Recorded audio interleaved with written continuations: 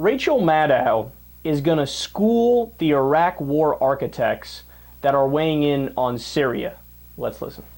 Maybe you think the U.S. should make a military strike against Syria. Maybe you think the U.S. shouldn't. I myself think that the debate is worth having. As a citizen, I am heartened that Congress is having that debate. More debate is better. The more vigorous debate, the better. If you can't come up with evidence and arguments good enough to convince the Congress and the people to go to war, you shouldn't go to war. It's too important. And so President Obama is making his case. And at the same time, he's saying he knows the American people around the world are skeptical of what U.S. leaders have to say when they talk about going to war on account of what happened last time. The president's arguments about the risks to the United States posed by WMDs, it is hard to hear because of its echoes. And it's not because of the way he is making that argument now. It's because of the way the other guys broke that exact same argument by misusing it, by lying when they made it. And now, even while the debate is going on about Syria, the Bush administration is apparently staging a real-time reunion in TV land to weigh in on this next possibility of U.S. military intervention in the Middle East. On Donald Rumsfeld's appearance today on the Fox News channel, when he called President Obama a so-called commander-in-chief and criticized him for not making a good enough case for war, not like George Bush did. In that long discussion with Donald Rumsfeld, hosted today on the Fox News channel, the word Iraq was not mentioned. Not even once.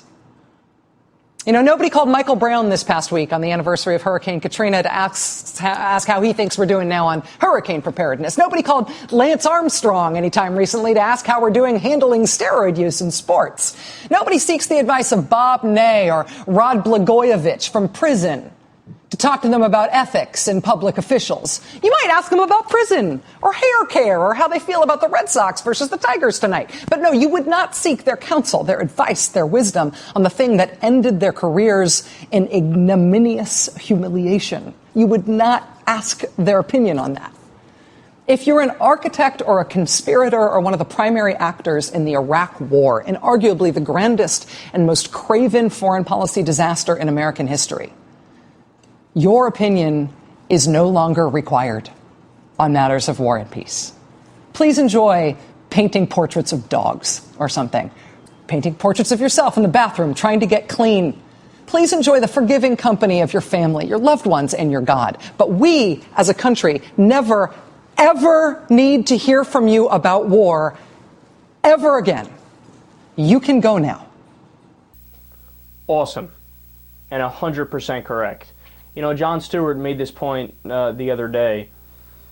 Not only should these guys not be giving their opinion on what to do in Syria or what to do with anything when it comes to foreign policy or anything domestically, not only should they be embarrassed and ashamed of themselves and hidden away from the public eye for the rest of their lives, they should be thankful.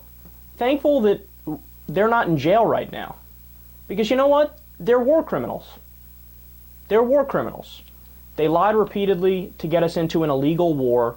They snubbed the United Nations, didn't get approval.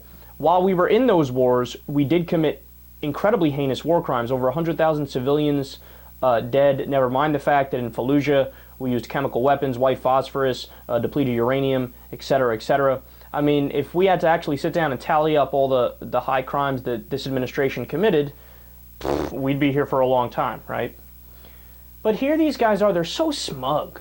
They're so smug and they think like everybody of course needs to listen to me because I'm Donald Rumsfeld. I'm this well-respected guy in these circles. Yeah, well, you know what? You might think that in your little snobby, snarky circles you're well-respected with people with money who are old money who never earned anything in their lives. But you know who you're not respected amongst? Us.